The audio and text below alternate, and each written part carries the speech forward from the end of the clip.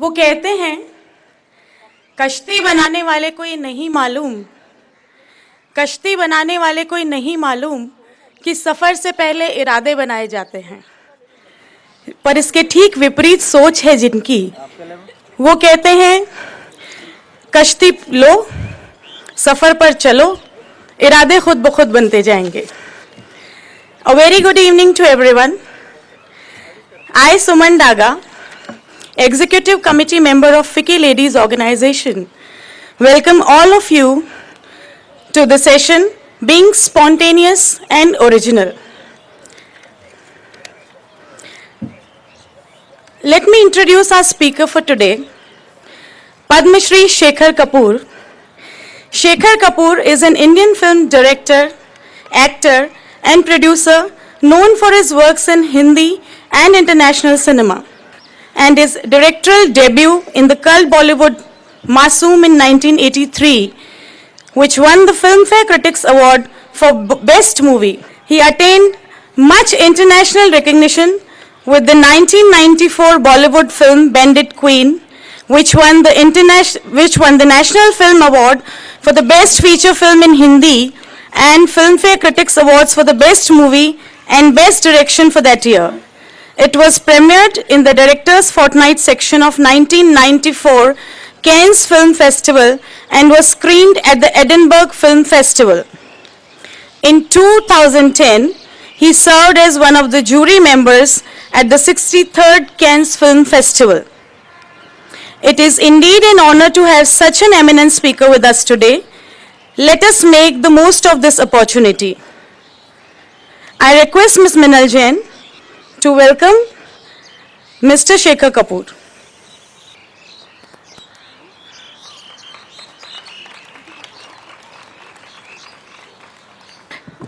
Good evening, friends. I hold no preference among flowers as long as they are wild, free, and spontaneous. God opens millions of flowers every day without forcing their buds. It's so beautifully spontaneous. Ladies, let's sit up, brace yourself as I welcome you to a company of a seeker, a rebel, a adventurist, a repeat hiker on the foothills of life, an avid storyteller, film director, BAFTA award winner, Academy Award winner, National Film Award winner, chartered accountant, maybe we all don't know about it, a melodramatic. The list goes on. Words will tire themselves out. We can aptly ask ourselves, how many men can one man be? Please welcome Shekhar Kapur.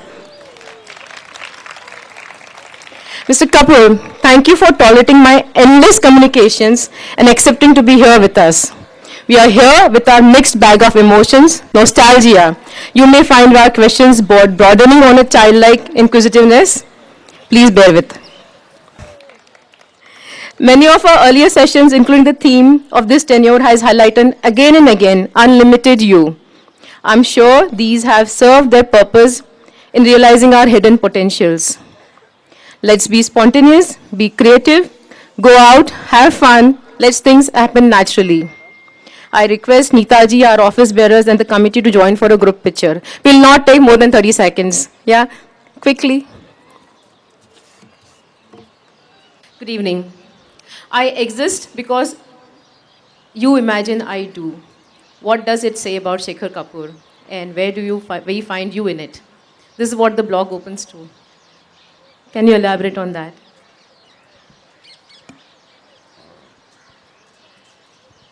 I wish you'd ask me a simpler question. One that has a 1-2-line answer. This is very long, the answer. This is actually taken... You can hear him? No. Now you can hear me? Yeah. That's the sound. Yeah, okay. It's based on this idea of what is reality. And do you create reality in your own mind, or does it already exist? So, actually, if you read the Advaita, it says the same thing. It says that the whole universe is created by you. If you didn't observe the universe would not exist. If I didn't observe you sitting here right now, you would not exist, not at least in not my mind. And if it doesn't exist in my mind, where does it exist? So this whole idea that something could exist if we could not sense it to exist is false, because we all sense something and we say, oh, there's a tree and there's some birds on that tree. Because I'm observing it, therefore it exists. If I could not observe it, it doesn't exist. So that's where this comes from. The whole of our sense of our reality is constructed in our own mind, in our own imagination. Otherwise, it's not there. If you don't sense it, it's not there. Okay. Can it be called creativity if you plan things? Yeah, but there are two aspects to creativity. Of course, you can plan it. This hotel was planned, it was drawn, it was built.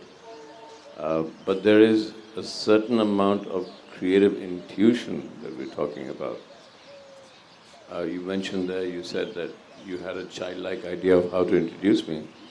If you watch children at play, you'll realize how intuitive they are, because they don't come with any prejudice based on their shoulders. They just intuitively play. And that's one of the things that I keep telling everybody. You want to understand intuitivity, watch children. Because they constantly play intuitively. And therefore, you should really, I'm saying, understand your life as play, right? So, Einstein spent 20 or 30 years trying to find something that he thought was the theory of relativity. And then one day he found it. So, the intuitivity was on the day, the moment that he found it. Something worked. He transcended into something that gave him that intuitivity. 20 years of preparation, one moment of intuitivity. So creativity is a combination of intuitivity and discipline. That's why when you find our very revered classical singers, थोड़ा हिंदी में बोल दूं? Yeah, of course. तो वो 20 साल रियाज करते हैं एक राग का. वही राग रोज 12 घंटे 10 घंटे उसका रियाज करते रहते हैं. राग तो वही है, लेकिन एक मोमेंट आता है जब वो राग बन जाते हैं. When you become the rag. That's a moment of intuitivity. 20 साल तो आपने रियाज किया. You prepared yourself for that moment. कि when you cross over and find that moment of intuitivity, you could then, in the field that you created your riyaz and your discipline, you can then express it. Children have this intuitivity and they express it at play and then have another moment of intuitivity. When you have intuitivity, that is Mozart.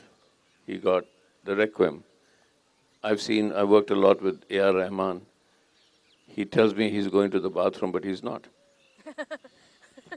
I know where he's going. He's going to pray. Because in his prayer, he's trying to connect with something that is beyond him. And that something beyond him is what we call intuitivity. Intuitivity, he calls it faith. Wherever, it's that moment when he can download something. And that download it comes. It's not like a whole symphony is downloaded. An intuition comes and creativity is downloaded. And because he's done music all his life, he expresses it as a song. Mozart expressed it as a symphony. Einstein expressed it as the theory of relativity. We all find our own expression in the way we discipline our minds or our hearts. But that moment comes when you let go. Intuitivity is about letting go, about letting everything go and becoming a blank mind so that download can happen immediately. That's my theory. If you ask a scientist, they will say, but you asked me earlier about something, but I don't know how many of you have explored quantum physics.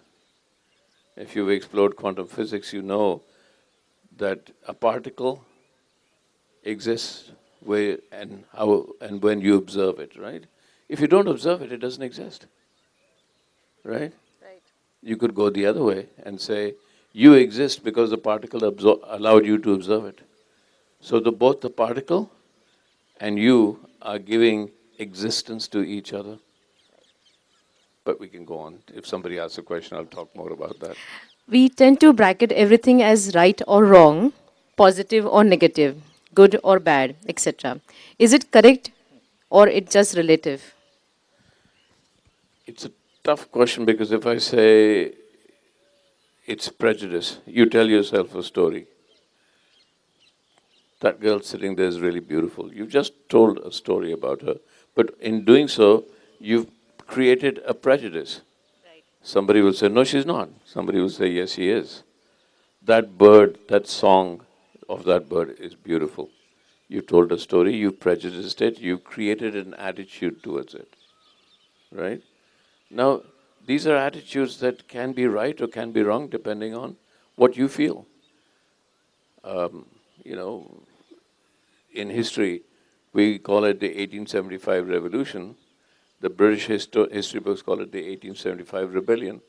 1857, sorry, rebellion. So it's just you create your story depending on which side you're on. Why I'm a little careful answering this question, because there are certain things that are morally right or morally wrong. But those that have read the Gita are constantly, the Gita really puts you in a situation and says, do you understand when you're saying something is morally right or morally wrong? When Krishna says to Arjun, your job is to fire the arrow. Or let the arrow go. The death already exists. So you could interpret it and say, oh, he's saying go in for violence. He's not. You have to go for a deeper understanding of what he's really saying, that all of eternity exists in a moment. Everything around you just exists in one moment. And even a moment is a lie, because in time, even a moment doesn't exist. Even by saying it's a moment, you're prejudicing the idea of the moment.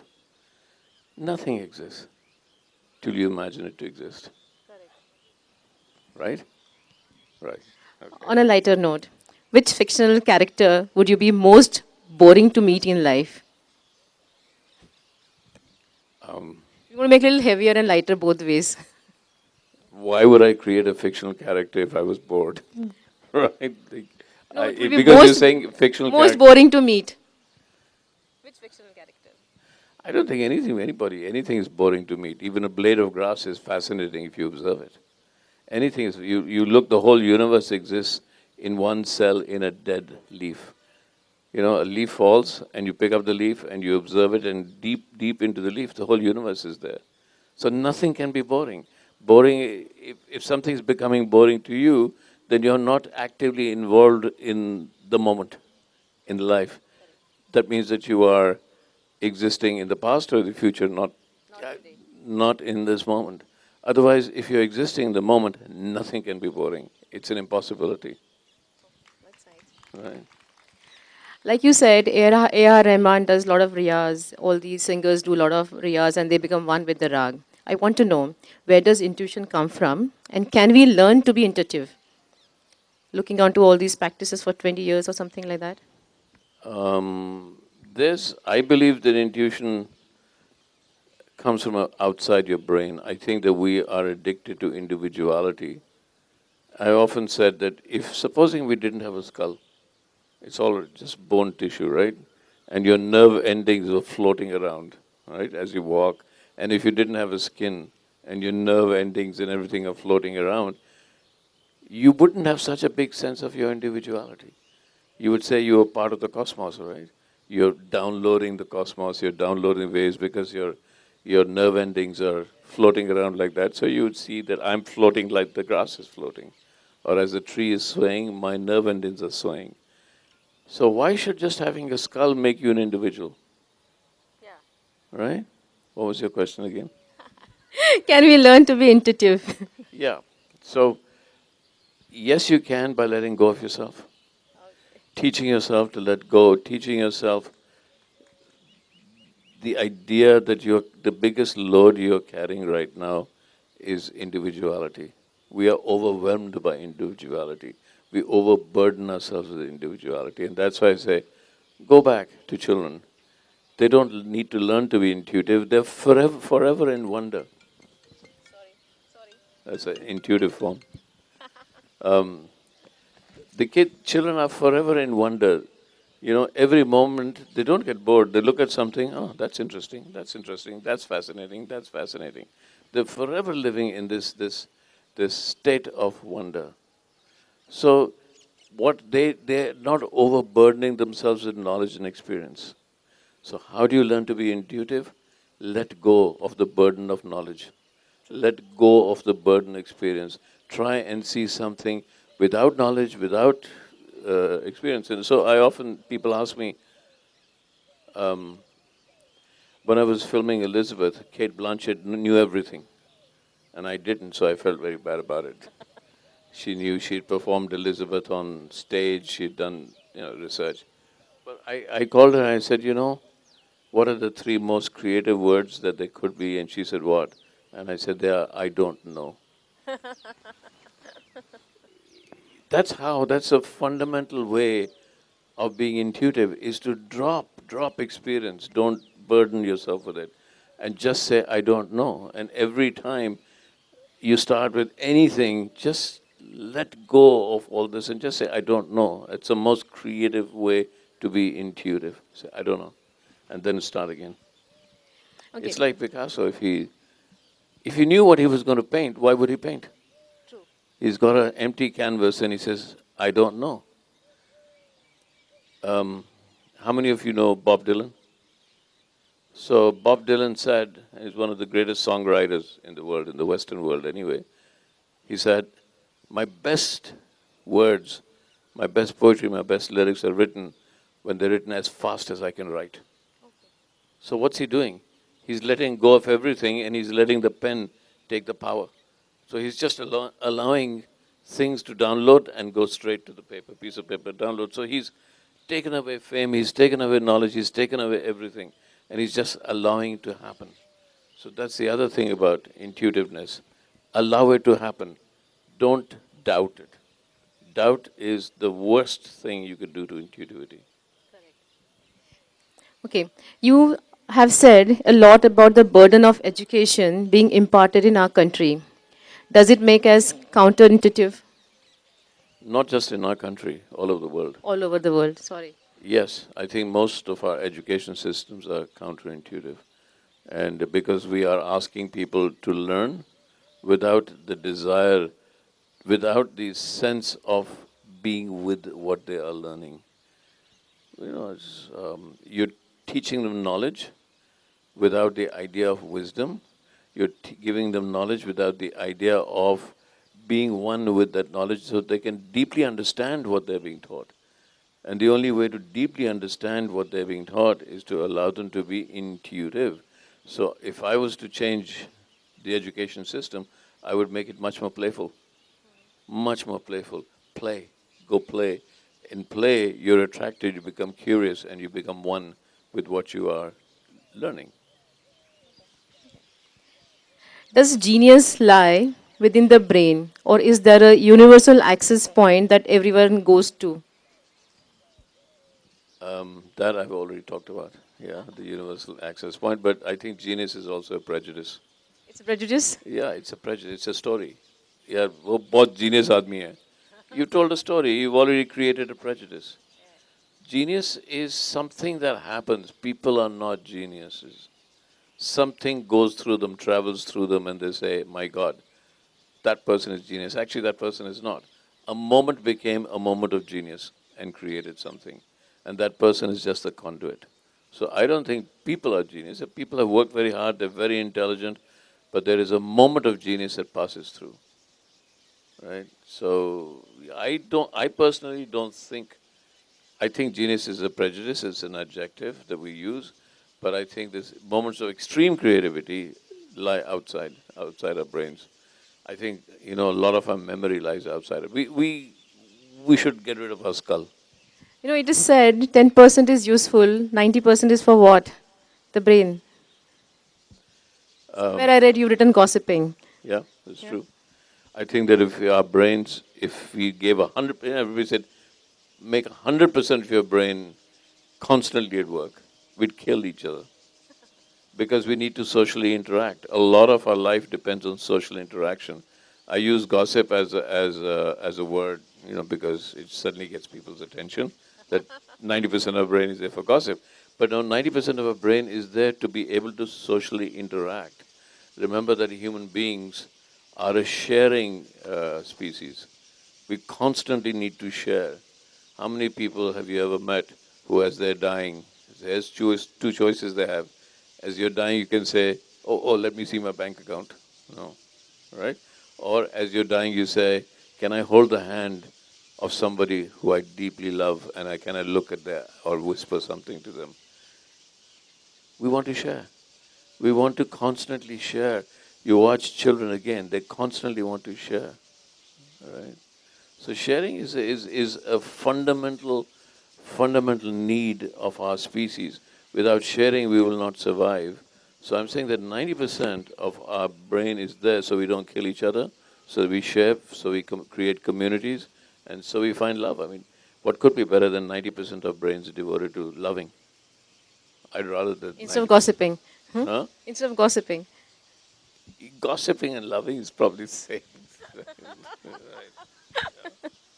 Is there a relation between devotion and intuition? Is there a relation between devotion and intuition?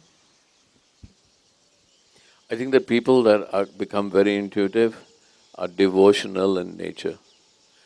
You can, if I say you are, normally devotion is interpreted as faith or religion, but I think there's something called devotional in nature. You can be devoted to that sound of the birds right now, and you be completely absorbed with it. And if you try it, it's very simple. It's such a beautiful sound. You become devoted to it. And in that devotional idea, in that devotional state of mind, you become more intuitive. So devotion, I don't see as constantly singing. There's a way. That's a way to get to it also. But to be devoted to this moment where you find something and you devote yourself to this moment, you're opening yourself out to intuitivity. That's how it is. So I think we should all be more devotional. Not in a temple, but be more devotional in every step. Walk devotionally. Think devotionally. Blink your eye devotionally. Look upon somebody devotionally. Look at this world devotionally. Listen to the birds devotionally. And we'll be living much fuller, much more loving lives. Which of your productions or films would you like to remake again? Which film you thought you would have done better justice to if you would have directed today? Or anybody else's movie?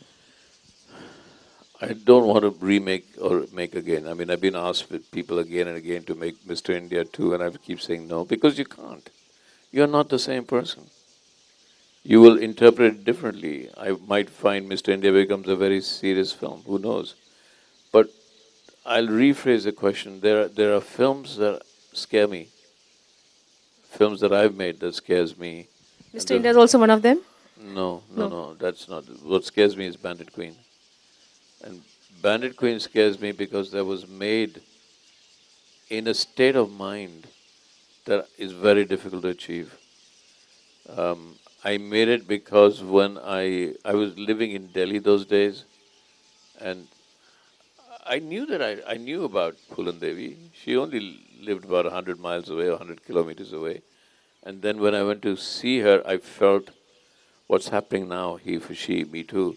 I felt like, hang on, this system of male domination, I am also part of that. I'm a Punjabi boy that was brought up to believe that girls are supposed to be shy and giving, and men are supposed to be aggressive and seductive, and they're supposed to be like Shammi Kapur all the time. Seductive. Yeah. And I felt the whole guilt of the male psyche upon myself. And I took it on. So Bandit Queen was an expression of my own sense of guilt at how we men are. And I learned out of Bandit Queen. And when somebody asked me, what did you learn after Bandit Queen? I said, I've learned that it's okay to be weak. It's okay to be vulnerable. There's nothing masculine about not being vulnerable. I shed that. I shed a lot of things. I understood that rape was not about sex, rape was about domination, and the rapist is actually suffering himself from a lack of self-worth, and therefore this act is important to him, to find self-worth. He has none. So I'm not sure that I can I find a subject like that important? Can I go through that again? Emotionally, I was wrecked at the end of the film. I was angry, I was wrecked. So there are films in my life, and the one film that I'm afraid, I hope one day I can do a film as immersively as I did Bandit Queen. Baki theek hai, there's always Masoom, maybe Mr. India, maybe Elizabeth, maybe everything that I've done. There's a certain amount of skill, there's a certain amount of emotional manipulation that you bring to it, because you understand how I can be emotionally manipulated, so I can then emotionally manipulate other audiences. There was no emotional manipulation, Bandit Queen, none whatsoever. It was clear-cut, intuitive filmmaking, not knowing where we're going. The girl that played Poolan Devi, she was theatre, she'd never done film before, but she was a really good theatre actress. And she came to me and said, okay, tell me the whole arc. Right questions, every actress should ask that. How does the arc work? What are the down points, up points of the performance? And I had no idea. So I do what other directors do all the time and said, well, you tell me. Mujhe to kuch malum hi nahi. I didn't know how to shoot the film. So she went back and she came back 2 days later and had 2 pages of worked out about Poolan Devi. Seema Biswas worked out कि ऐसा इस scene में ऐसा होता है, इस scene में ऐसा होता है, ऐसे है, ये आँख है, यहाँ उसकी dignity, यहाँ उसकी dignity गिर रही है. I looked at it and I knew how to shoot the film. So I said, Seema, this is terrible. ये सब बकवास है. तो रोने लगी. तो मैंने कहा, देखो, तुम एक काम करो, अब तुम घर जाओ and write 2 pages about yourself.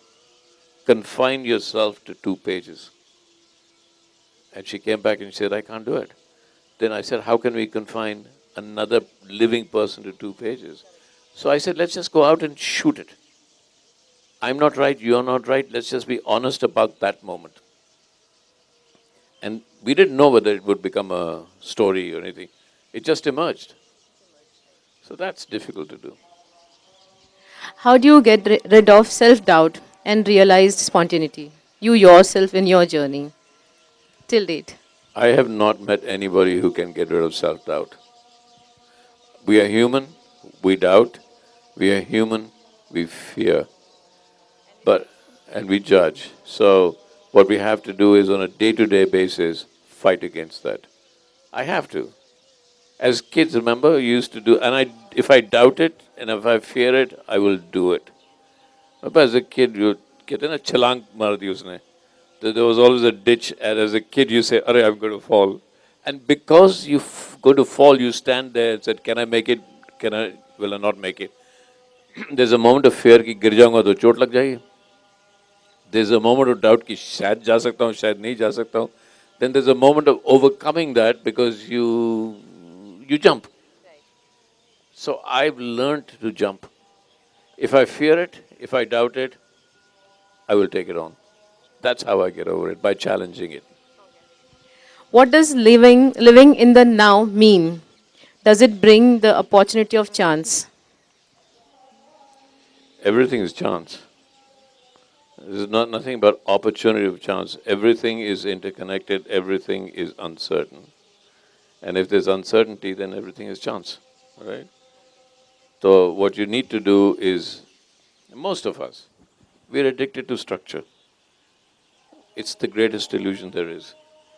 Mera ghar hai, mera ye hai, wo structure hai, you know. Can I tell you a story? Yeah, of course. Okay, I'll make up a story. Maybe I can explain it. I hope you all can hear him, right? Can you all hear me? Okay. So imagine that you are floating down on a parachute, and that's your parachute of yourself, of your life. And a storm comes, and you shift this side, but you've got controls. So you control it, and a big storm comes, you can control the parachute, and a little storm comes. But you're floating down on this parachute, and you're okay. You have structure protecting you. That parachute is your structure. Then somebody comes to you and says, well, why don't you look up? And you say, well, why do I need to look up? They said, no, just look up. And you look up and you realize there's no parachute. So you say, oh my God, I'm falling. I'm going to crash, I'm going to die. And they said, look down. And you realize there's nothing to fall into. And then they said, look up, and said, oh, I fell from there. You look up and you didn't fall from anywhere. So you didn't fall from anywhere. You don't have a parachute of the self. There's no structure, and you're falling into nothing. And so you say, then who am I? That's the right question. So what we do is we created, thank you. What we did was we created stories. Myth, that's how a mythology developed. वो बहुत राक्षस था जिसने मुझे वहाँ से फेंका. और रास्ते में कितने अच्छे लोग हैं, कितने अच्छे देवता हैं जो मुझे बचा लेते हैं. और वहाँ गिर भी जाऊंगा तो कोई देवता होंगे, उनमें लड़ाई चल रही है धरती पे देवताओं और राक्षस में से, लेकिन कोई ना, अगर मैं बहुत पूजा करूंगा ना तो उनमें से कोई बचा लेगा. राक्षस भी बचा सकता है. हाँ. So what we've done is we create stories. That's what I keep saying. We are the stories we tell ourselves. And we become that. We start to believe in it. But there is no structure. That's our illusion. I always believe whatever you think it happens. So if you say that we are the stories what we tell ourselves, and what we think it happens, how do that correlate? Well, we started with that, didn't we? The universe exists as you imagine it to exist, right? So I'll say it, but let me open this out. So you think, who are you? You exist because you think you exist, correct? If you didn't think you existed, then you would not exist, right? So who is thinking? So I think I exist, right? And therefore I exist. If I didn't think I exist, I would not exist. But in this whole equation, who is thinking? Who is thinking is the person that thinks that they exist and therefore I exist, and you go into a circle, right? So everything is a thought. Everything is a thought. So that's why I say, if you really think about something, if you really obsess about something, it'll happen, because it's all a combination of thought. It took me 1.5 years to get you here. Yes. Yeah. That's how it was supposed to happen. True. He had 3 secretaries in the past 1.5 years, and I've been following with all of them. They can't stay with me, they'll just leave. Okay, tell me something. Given a choice to select your next birth, what would you like to be reborn as? See, now you're really challenging me, because now you're saying that the concept of birth I'll challenge. The concept of rebirth I will challenge. The concept of individuality I'll challenge. I've taken a form that I've assumed I've taken. True. Right? You had the choice. You always have a choice to do that. So like when you getting a little spiritual, but Are you saying that I have a choice to decide when I come back, if I'm reborn, then I can be reborn as something I can imagine? Yeah, if you... Are you giving me that choice? No, you yourself have the choice to do that. Once you move out of a body. Who's been teaching you this? Osho. Okay, let me ask you a question. This whole idea of a soul, we are born, you don't think it's your ego telling you that you will come back as an individual, you exist as your soul throughout, therefore you will come back. What is this? Tell me what this you is. What is this you? I'm the soul. Why are you the soul? Describe your soul. Describe the soul. Because I exist. How do you know you exist? That's what we've been questioning all along. I've been trying to convince you don't exist. You only exist because you think you exist. So what is a soul? In that case, what is the soul is thought, right? So you want the thought to come back. What thought do you want to come back? The thoughts get attached to the soul, and that's how whatever you are not able to do in this birth, it gets attached to you, and that how the memory goes with the soul. This is what I have learned, and I believe in this. Okay. Talk to me about memory. What is memory? Memories, your thinkings, your Okay, let me ask you something. All of you have been in love sometime with somebody. All of you have grieved for someone.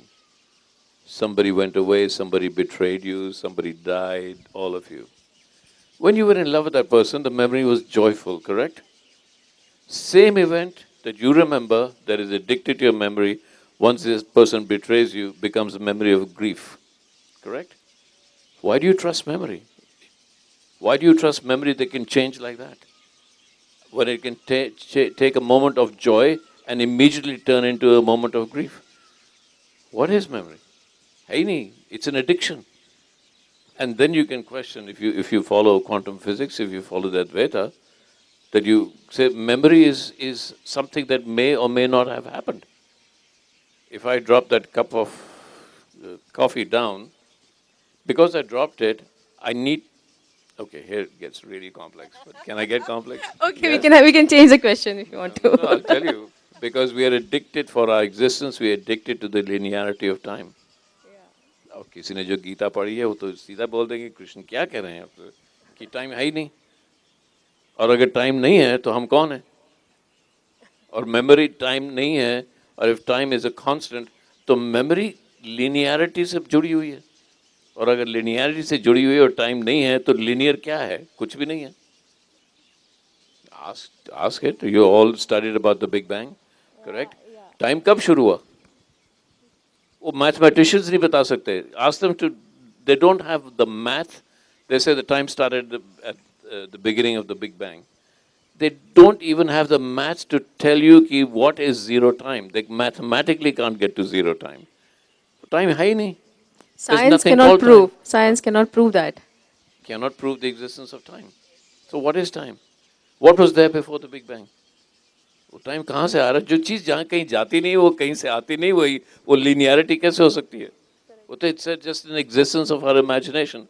Now imagine that time is just an existence of our imagination and it has no linearity. अब मुझे बताओ कि birth, rebirth, soul में तो linearity चाहिए है कि नहीं और linearity नहीं है तो फिर ये क्या चल रहा है birth, rebirth, soul In any case, on the lighter note, if you want to be reborn as, right? what you would like reborn was? No, I'm good. It's getting a little heavier. No, it's like, come on, we've got to question all the things we get taught here. And I'm questioning them with a cup of coffee. Have you found your why? My what? Why? W-H-Y. I thought she said wife. Right. Have I found my Everything why? starts with a why. Why? Everything.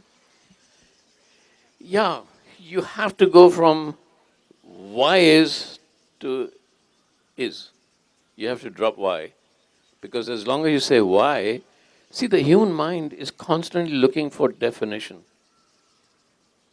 And there is no definition. It's just because our ego to survive needs to define everything. Everything, if is imagined, and everything is or is not. And the problem is that it can be and can be not at the same time. So the moment you say why, you're looking for definition. Why is why? अच्छा वो तो 10 कहानियाँ मैं सुना सकता हूँ. That's not the point. I can tell you 10 scientific things, 10 spiritual things, 10 things I can make up a story on. I'm very good at that, which I've just been doing all along, right? I can make up 10 stories about why. So if you can, the why can be so multiply expressed. So why is not a valid question. You have to drop why. Why is, you have to go from drop why and just say it is. That's it. Existence. Yeah, you can call it existence. You can call it what is existence, but existence is pure experience without prejudice. Correct. Right? Okay, in this age of internet and social media, are we developing a society that no longer possesses skills of real life relationships? How real are we now? Yeah, that's a problem. I often wonder kids that are growing up because we used to fight have eye contact. I had 42 first cousins, and we used to just constantly fight with each other and have, all kinds of things. But question is, kids that are growing up in a way that they have all their social contact is based on the internet. And so it's not eye contact, it's not physical touch. So when they grow up, the question is, how will they form real relationships? That's the problem. Are they going to be able to form real relationships? What will finally break the internet? I think AI will break it. Artificial intelligence. Yeah. I think that'll break it. Can we do a rapid fire round? No, No? no.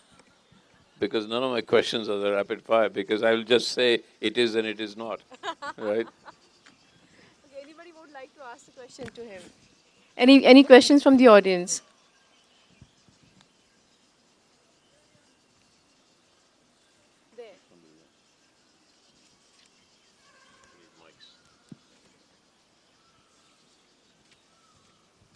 I think we should, yeah. Okay, till she reaches. One question. What is the most scandalizing rumor you have heard about yourself, and how did you react to it? It's been the story of my life. Scandalous rumors. I used to respond to it, now I say, अरे चलो एक और आ गया सामने, अभी ये भी चले जाएगा. Okay, you got the mic? Yeah, we were just. Yeah. Hi, good evening. So, you've made a lot of movies in the past with European themes like Elizabeth and Paris and etc. So, where does your source of inspiration lie, and what do you think? Like something can inspire others to create something so distinctive that we can still remember it like a legendary thing. Making a movie is so hard because you have to have a lot of money. Elizabeth was $24 million. I made films that cost $50 million. So you have to get a lot of things together. So what I tend to do is to find somebody who wants to make something and then take over and infuse myself into that. So I tell my stories through Elizabeth. If you look at Elizabeth, if you remember it, it's the story of Indira Gandhi also. If you look at the way she transformed from, if you look at Indira Gandhi's, I went to see Indira Gandhi's shots at Oxford. She used to wear low-cut blouses, and by the time she became Prime Minister, her clothes were up to here, sleeves were here, the hairstyle became very stern. Now you watch the film, Elizabeth, it's exactly the same. Every character in the film is a character I knew. In myself, I've done it. I've been that character, I know those characters. So what you do is, you take your own life experience and the stories you want to tell, and you infuse them into the film that has already been structured because somebody else has already put money and said, let's make this film. So that's Also what I with do. the other films like Mr. India and Yuva and etc. Masoom, those kids in Masoom, they were those uniforms were from my school in Delhi, and my experiences with those kids were my nieces. They used to fight, Alu Bengan Kai, I used to see them. So that everything is a life experience put into a story, your own life experience, everything. That's what art is. You take something and you put it through your own life experience and bring out something that's your artistic interpretation. That make sense? Okay. Good evening. Right here, Okay. right in Hi, front of hi. you. Yeah. Thank you very much. What an enlightenment we all went through. My question to you is, they say beauty is the opposite of perfection. And Yeah. beauty, yes. So beauty is the opposite of perfection. But when it comes to you making films or, leading your life, you've kind of created beauty in a very perfect manner. How's that possible? Perfection does not exist. Perfection is just another judgment. It's a prejudice. Okay? What can be perfect? It's an imagined thing. ये चीज़ उसको perfect बना दो. What does perfect mean? If you really ask me, what is perfect? There can be nothing more perfect than this moment that we exist, because it exists. What exists is perfect, right? Otherwise, it's some kind of imagined thing in the future that and you'll never get to it because there'll always be something else you can do something. An artist, so when you take an artist, take somebody like Picasso, he's got this canvas in front of him. He has two problems, the fear of starting and the fear of ending. And the fear of ending comes because he says, इसको थोड़ा सा और perfect कर देंगे, इसको थोड़ा सा और perfect कर देंगे. Well, that's a never-ending journey. Because then you forget that the very idea of perfect, that you and I are sitting here talking, it has to be perfect. Because it exists now. What else can be perfection? What else? How can you say, you have to say the universe is perfect. Otherwise, let's have a chat about how can we make the universe more perfect. We say the universe is perfect because it is, right? It's perfect. It's now. That's how we exist. So, same thing in art. There's nothing called perfection. Picasso बेचारे को किसी ने कहा बंद करना यार बहुत हो गया है. नहीं, perfection कोई चीज़ ही नहीं है. It's a wrong word. What is at one point? You can be better. You can express yourself better. You can be more honest. I would say that the better word than perfection is honesty. Let's be honest, and the honesty comes across. Yeah. Yeah, Mr. Kapur, this side. Hello, can you hear me, please? Yeah, at I this can hear you. I age, can't see. Oh, there you are. you yeah. know, at this age when I'm already a dadi and nani, one question that intrigues me is, what is this whole thing called love? You know, because like I love my husband a lot and he loves me a lot too. I know it. But the day Where is it he? starts, he's here, he's at home. He Okay. wanted to come, in fact. He So always why don't wanted we to just come. try? No, I'll tell you. Go ahead. Go ahead. My question is, you know, like, one day, suppose if I find out that he's chasing another woman, would I love him? Where will my love go? All Now, right, what is this whole thing let's called try love? and ये love understand. कैसे गायब हो जाता है एकदम से? अच्छा. हुआ नहीं है, not in my case. I'm just asking you. हमारा ठीक चल रहा है. And I'll say even vice versa. If he finds and she's moving around with other person, then what is it? All right, let's define. One more thing. I'm sorry, huh? ये People love say बड़ी that चीज़ है यार, क्या बात है इसकी? people say that the purest form of love is between the mother and the child. Now you see what great thing are we doing? I love my hand because it's my hand. If I love my child, it's my child. So what big thing am I doing? If I love other people's children, then that is love, no? So मुझे बस समझा दीजिए love का चक्कर क्या है? तो He wants you to define love. इसको उल्टा करते हैं, ठीक है? Let's see what love is not. So, how many of you will agree with me if I say that love is not ownership? Yes, we do All agree. right, then you have to say that without ownership there's no love. Do you agree with that? Without ownership there's no love, right? तो ownership हो गया, वो तो आपकी need है, वो love कहाँ है? I need somebody in my life that I can own, that is mine. That's your need. And you say that's love. How can that be? Love has to exist. You have to let the cage of ownership open and allow that bird of love to fly, because love cannot exist without freedom. You have to understand that. So, ownership निकाल दो. Now let's see. If your husband runs away, so you then have to decide, did I love him because he didn't run away? And I will only love him till he runs away, and then when he runs away, I'll stop loving him? You know, so what you're saying is, you are then imposing upon your love an event, right, of uncertainty. मैं तो उसको certain करूँगी. मैं उसको certain नहीं करूँगी. My husband is not going to run away, and therefore I love him. And if he runs away, so that moment of uncertainty comes in, and then you already decided कि uncertainty आएगी, so then I won't love him. How many of you actually say that our life is certain, or anything is certain? नहीं ना. So uncertainty is, and so let me explain to you then. If there's no adventure in love, it's not love. How can love be certain? फिर तो boring हो जाएगा ना. फिर love कैसे रहा? फिर तो agreement है वो, contract है. To make that contract adventurous, to get that feeling of love, or the feeling of life, anything, there has to be uncertainty. That's what makes your heart throb, is uncertainty. मेरा बच्चा है, कल रोएगा, कल बीमार नहीं होगा, कैसे होगा, बड़ा होकर क्या करेगा? It's all uncertainty. Without uncertainty, there's no adventure. Without adventure, there's no love. And definitely, in ownership is this feeling of uncertainty. Mine. It's mine. It's not. That's just ownership. That's not love. So actually, you're absolutely, all of you are completely capable of love. Absolute love. But let these things go. Let the contract go. Let all the contracts and let the structures go. And you realize that that's love. Same love between you and your husband exists. Let it all go. And you'll still be together because you love each other, not because you're duty bound to be with each other. Okay? All right. I should be telling myself all this.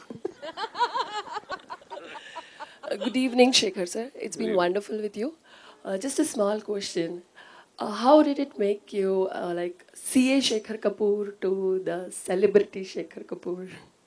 What was that major thing which shifted you? From accountancy to making movies. I lost a lot of friends. You know what it's like now.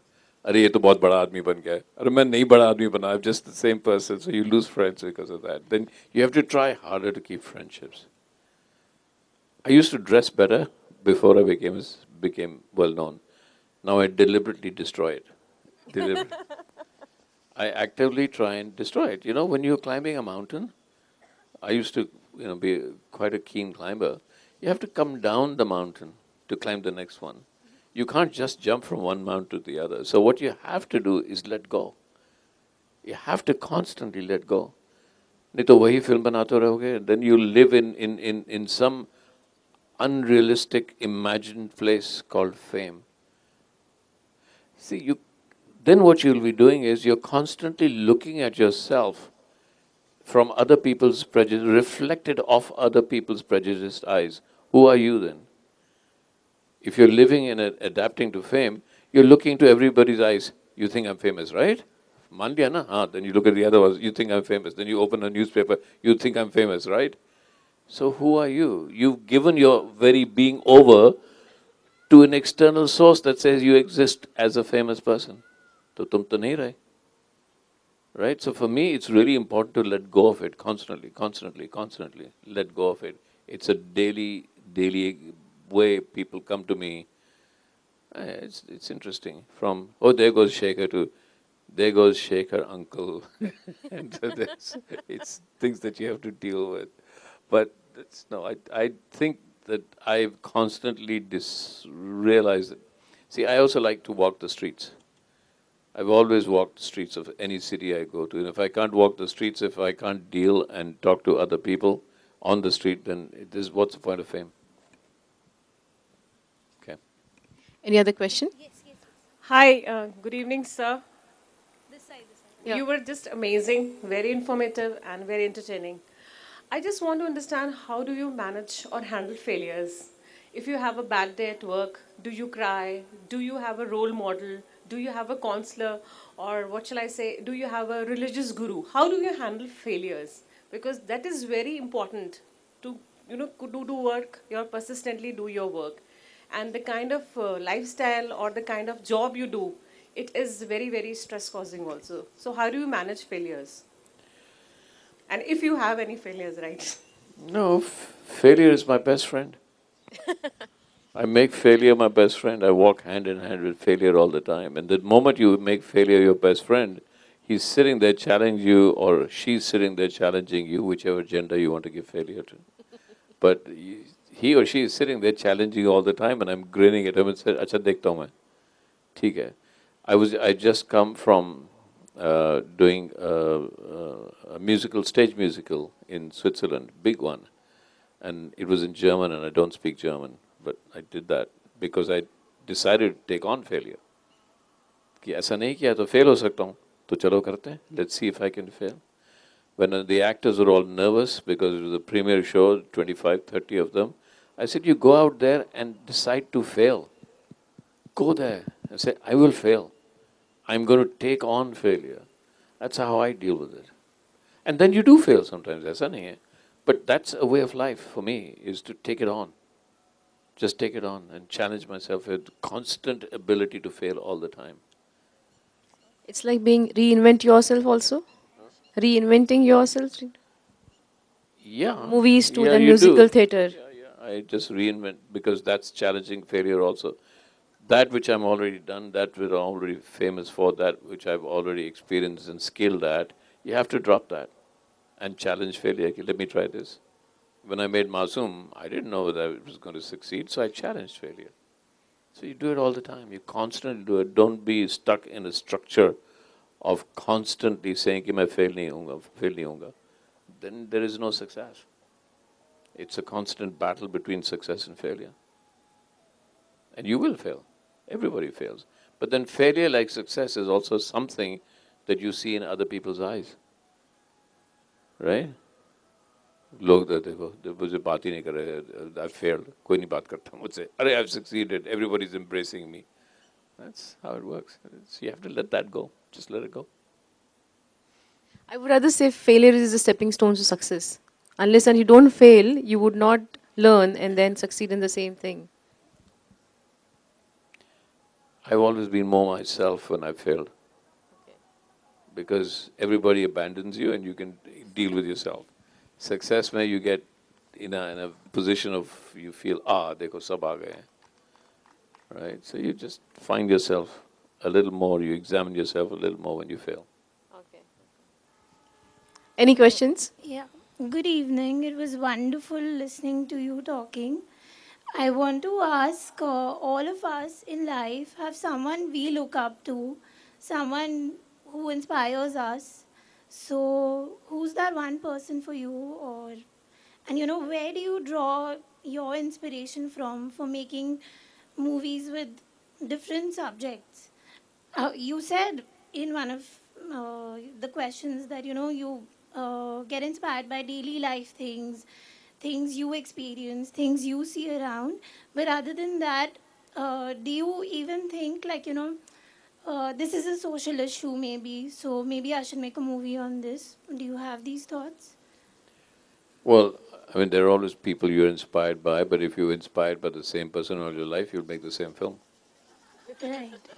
But I don't make a film till something inside me provokes it. And if I do make a film that's on the surface, nothing's provoking me, I find something that provokes me. It's very difficult to make a film if it doesn't. Even Mr. India, I used to shoot it, and with me sitting was mini-me, an 11-year-old boy. That was me. And I used to ask 11-year-old boy, "Kaisa laga? Arey, bahut boring hai." I would reshoot it, Even there you find something to say, okay, I'm going to recreate my childhood and do it. So you're constantly looking for something to provoke you. Otherwise you can't, no work of art can be significant unless there's an emotional provocation that comes from within you. Thank you. Anybody else? Yes. Hi. Which is your next movie for Indian cinema? See, I've been trying to make Pani for a long time. Something keeps going wrong. So, a movie must also has its own individuality. Every event has its own individuality. So the movie must also agree to be made. Right? So I believe that every event, कोई मुझे कहता है जाकर घर खरीद लो, ये घर क्यों नहीं खरीदते? मैं कहता हूँ भाई घर also must decide now whether it wants to be bought by me or not. Right? So the world moves like that. Every event has an own individuality. We are not the creators of events. Maybe events are creators of us. So there's some reason that film doesn't want to get made, but I think that my next film is going to be about what's really bothering me right now in India, because I go away and I come back, is where does family belong anymore? There's an explosion where families are, there's never been, my parents probably thought in their parents when they were कि भाई वो joint family है, साथ रहेंगे, बच्चे बड़े होंगे, हमारे साथ ही रहेंगे. मैं जब Bandit Queen कर रहा था तो I shot in a house that I'd used as Phulan Devi's house. No, I won't use the expletives that father used, but I said, "Wait, where are your kids?" That father. So the way he described his kids was different, but he said, "Oh, dur chale gaye." कितना समझाया है कि मत जाओ, इतनी दूर चले गए. मैंने कहा अच्छा कहाँ गए? ये सामने वाले घर में चले गए. So, you know, it's like from there to we've moved outside, everybody's living in different cities, different villages, different nations, different countries. What is that thing that holds the family together? That's, I think that, and what is important in India, what's happening to middle class India when everything is being torn apart, internet, all of that. So I'd like to make a film about trying to understand where our social fabric is being torn, but what holds it together? Why are we still held together? What is family? What is that? Because I was 18 or 19 when I left home. I have two sisters, parents. And then we were never together in the same house till somebody died. Because somebody went off to Europe, somebody went off there, somebody went off here. So we were all busy. We never got together. That one picture I have, which I'll probably put out today, you'll tell me, I'll put it out on my social media, is the day that I was leaving for London. And that was the last time, when I was 19, that our family was together. And yet, we stayed together somehow. I want to understand what that love is. That's what I want to make a film about. What would you choose, Hollywood or Bollywood? Say it again? You would choose Hollywood or Bollywood. What is your preference? Wherever I get the right story, wherever I can make the film that I want to make, and wherever they'll allow me the greater freedom. Okay, that's it. Any other questions anybody would like to ask? One more. Live in relationship. Shekhar, I would like to ask you, what do you like, marriage or live in? What do you prefer? What do you prefer, not like, prefer? Today's age. I think that if marriage became something that you don't take the other person for granted, marriage would be great. I think the great thing about living relationships is that you are never sure. And as long as you're uncertain, it creates a certain excitement. You have to try harder.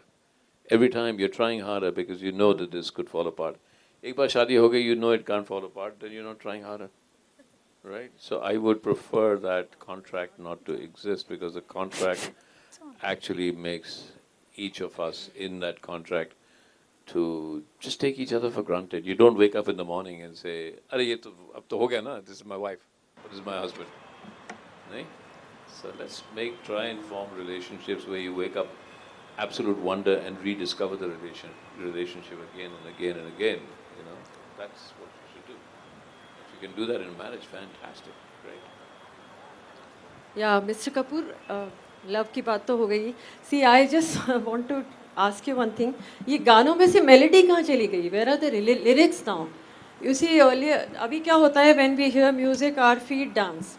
Earlier, when we heard songs like इशारों इशारों में दिल लेने वाले, बता ये हुनर तूने सीखा कहाँ से, our heart danced. The lyrics touched our heart. Now the music touches our feet, then we do this thumping thing, because it's all based on the music part, I think, whatever. तो ये क्या है? कहाँ चली गए गाने वो? I was trying to find an intelligent answer to that, but you know, I also have that feeling कि वो गाने में why मतलब क्यों नहीं इतना? Because there is either pop songs, and pop songs don't have to mean anything. They're normally pop songs in the West are built for, mostly 80% of them are for dance halls and, you know, party dancing but in our films in India, the songs are always used to tell a story. You know, and that we've lost. What we've lost is the art of telling stories. Exactly. Now the music comes first and then the lyrics are written, I believe, is it? Yeah. Earlier lyrics were written first and then the music was composed. Yeah, they do that. Which I agree with you. I think that's wrong. So why don't you give a message to your friends in Bollywood? Oh, मेरी बात उनसे बोलिए कुछ लोग हैं जो बड़े परेशान हैं. बहुत लोग बोलते हैं. बहुत लोग हैं. बहुत लोग बोलते हैं. I would now request our chairperson, Ms. Minal Jain, to present a memento to our esteemed guest, Mr. Shekhar Kapur.